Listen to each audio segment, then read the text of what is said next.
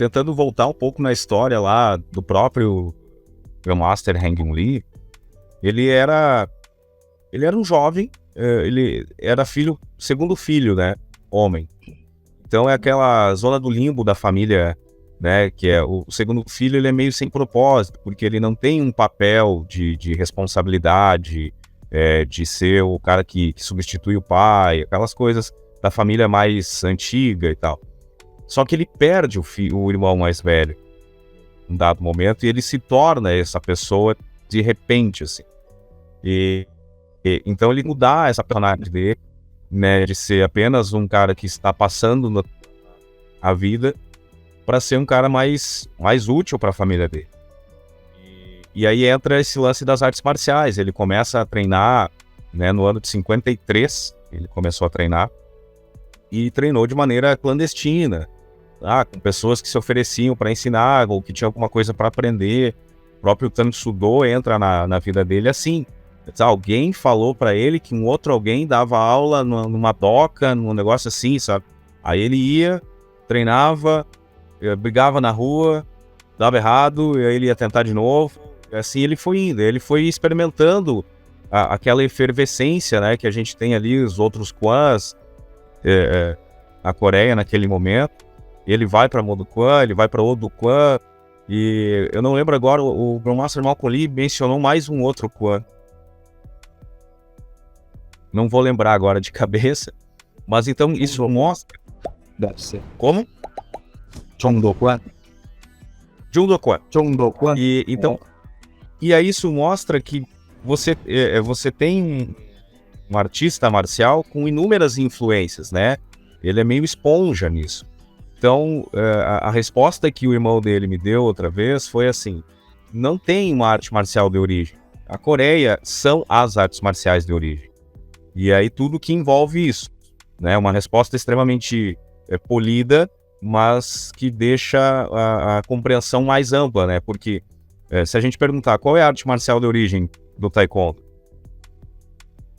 é uma pergunta que vale alguns milhões, né? E então isso fica em aberto e mostra esse cenário de efervescência e tal, porque ele é um garoto que começa a treinar em 53, aí ele começa a experimentar tudo que tem, aí em 55 os grandões também não tinham muita certeza, porque entra naquela situação de determinar o nome, tem aquele momento político, histórico e tal, que ele se estende por anos, né? Não existe uma coisa assim, beleza, dia 11 de abril, a partir de agora tudo é assim, tá lindo, maravilhoso. E a gente vai vendo ao longo dos anos que cria-se associação, cria, troca o nome, vai. Depois tem aquela fase de tentar afastar a imagem do General Choi da Coreia e tal, e volta e tal. Enfim, são situações que mostram a inquietação desse cenário. E eu acredito muito que o Hang Lee, ele é um produto disso, né? Ele viveu essa fase mais chocante, assim, mais quente de consolidação dessa arte marcial, então ele é um produto disso, né? E quando ele chega, e de certa forma, isso eu acho que ajudou bastante ele a suportar as situações que ele vem mais tarde suportar nos Estados Unidos, porque se hoje não é tão moleza, não é nenhum tipo de moleza você migrar para os Estados Unidos de maneira independente, sem suporte, sem uma federação ou sobre alguma coisa te orientando, você vai na cara e na coragem. Imagina isso em 62. Imagina isso sendo um asiático, né? Um amarelo, como é pejorativamente chamado lá. Então tinha tudo para dar errado. E ele vai passando por isso. Tanto que essa é uma história muito, muito contada, muito difundida, que o primeiro dia dele, quando ele chega, tem essa foto perdida na internet, da foto da primeira academia, lá em Omaha, Nebraska. Eu acho que eu tenho essa foto. Essa é a primeira academia que aceitam ele para dar aula.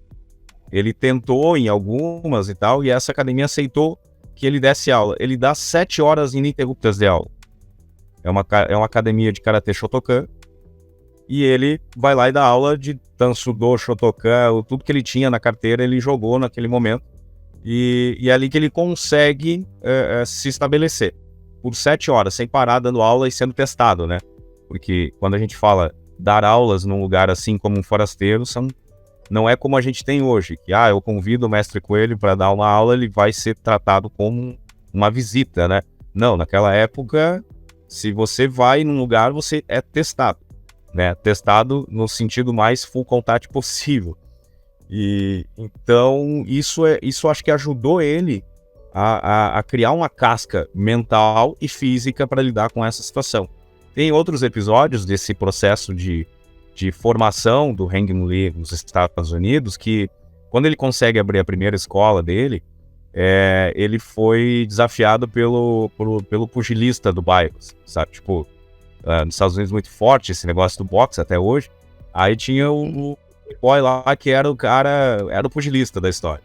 E o cara chegou com os amigos lá e, o que é esse negócio que você faz aí e tal, desafiou ele. E ele já meio que calejado desse negócio de desafio, só que, cara, o Eternal Drum Master, eu não vou lembrar exatamente o tamanho dele, mas não é muito mais que 1,55 m, né? Então ele era um cara desprovido de altura, flexível, e aí ele vai lutar com esse cara, o cara faz uma sequência lá de jabs e cruzados, ele esquiva e ele faz um giro gancho, acerta no rosto, o cara dá uma titubeada e aí ele larga um famoso chute lateral saltando. E aí o cara meio cai assim, os amigos ficam olhando e tal. E eles tinham na época o saco de pancada, aquele bem raiz, né? Com areia mesmo e tal. Sim. E aí ele sai da luta assim, ele salta e chuta e rasga, na verdade não derruba, ele rasga o couro do tal do saco de areia. Isso para pugilistas era uma coisa meio absurda, assim, como que alguém daquele tamanho rasga e destrói um saco desses. Daí, depois, mais tarde, vem um dos símbolos mais famosos da ATA, que é o Kicker, que é o bonequinho saltando, que a gente tem nas costas, na marca e tudo mais. É uma marca registrada, e a origem da existência desse Kicker, desse chute saltando, é esse episódio que ele foi desafiado por um grupo de pugilistas lá e tal, que depois todos viraram alunos dele. Ele tinha essa coisa, ele topava os negócios e depois ele sentava e conversava com as pessoas e trazia as pessoas pro lado dele, né? Ele era muito bom nessa parte de relações públicas. Até alguns mestres que conviveram mais tempo com ele nos eventos e tal, falam que era muito bacana de assistir as palestras dele, porque era tudo de improviso. Ele não tinha protocolo, ele não tinha roteiro, ele não lia nada, ele pegava uma pessoa e transformava aquilo no grande discurso deles. Então é um dom da oratória, né? Algumas pessoas têm essa capacidade de conseguir relacionar todo o conhecimento com a necessidade do momento, e aparentemente, em que pese, ele era esse tipo de personalidade. Assim. Então você tem todo um... Eu tentei montar aqui quem é essa pessoa, né? O Heng Lee, quem é esse cara? E aí a gente vai ter um crescimento, né, da MKF, que vai virar em 1969 a ATA, que é a American Taekwondo Association. Na época, a visão dele era essa. Era uma associação americana de taekwondo, ou associação de taekwondo americana. E aí perguntaram a ele sobre isso. Aí a ATA já era algo grandioso, assim, nos anos 70, né? Já tinha o seu prestígio nos Estados Unidos e no Canadá. Por que era diferente? Porque, né, no meio da década de 70, a resposta dele foi muito interessante para mim, nas minhas pesquisas. Ele diz assim: enquanto a Coreia está preocupada com medalhas de ouro, eu estou preocupado em consolidar uma arte marcial que seja útil para as pessoas. E aí foi uma resposta meio política dele, já exercendo aquela liderança que ele iria exercer depois. Né, ele já dá uma resposta assim, porque o que a gente tem, né, no meio da década de 70, aquela situação de a AWT, a Kukiwon, quem faz o que, o Choi faz o que com ele, né, a própria IDF está sobre que caminho seguir e tal. Então, há uma disputa muito forte na política coreana sobre essa questão da arte marcial, e ele, com essa resposta, ele simplesmente coloca uma blindagem na ATA, cara. Pô, meu negócio não é Olimpíada, meu negócio é outro, e ele meio que vira as costas, assim, diz, ó, não vou me envolver com isso. E ao longo dos anos depois, a gente vai entendendo que ele realmente ele buscava não envolver a ATA com essa questão política. Quando se tem uma pacificação nesse processo, aí ele retoma as conversas, ele retoma sem a pretensão, sabe, assim, mas aí ele se volta de novo para a Coreia, aí começa a levar os mestres para a Coreia para treinar lá e tal, sabe, começa a criar um tour pela Coreia, e aí por aí vai, sabe, mas ele sempre teve essa preocupação de não envolver a instituição que ele tinha criado com as disputas políticas locais, assim, pelo poder do esporte, gestão do esporte, coisas do gênero. Sim. Essa questão de... Ele acabou pegando uma parcela também daquele pessoal que não gostava, né? Que não queria competição, que queria mais parte marcial, enfim. Né? Que até hoje ainda existe essa... medida, ele pode ter sido cobrado por isso, né? Porque algumas pessoas realmente não queriam essa versão muito esportiva, né? Até hoje tem gente que questiona isso. E aí meio que cobraram dele essa liderança também nisso, né? Para que ele fosse uma voz a mais nesse momento, ele não quis, ou se omitiu, não sei. Aí só ele poderia responder isso, né? Mas eu acho que com a tranquilidade da distância temporal que a gente tem hoje, eu acho que foi uma decisão acertada. Talvez se ele tivesse envolvido a instituição com isso, ou ele mesmo, a pessoa dele, se envolvido nessa questão, talvez tivéssemos tido mais problemas né, que seriam desnecessários. Eu acho que a Copion faz um trabalho bem resolvido, tá certo, a ITF faz o trabalho do jeito que eles têm que fazer, como eles acreditam, e tá tudo bem, na forma que a gente pensa hoje, assim, cada um escolheu um caminho, e esses caminhos precisam ser respeitados. Todos estão certos, né? Todo mundo tá certo porque as pessoas estão certas naquilo que elas acreditam, né? Sim. Tem uma frase que eu acho que é sua, que eu gosto muito, que é: não existe taekwondo tradicional. O que é o taekwondo tradicional? Sim, né? O que é? Não existe. A gente vê muito isso, né? Taekwondo tradicional. Eu tenho um artigo que eu escrevi lá no meu site, né? mestrecoelho.com, tem lá.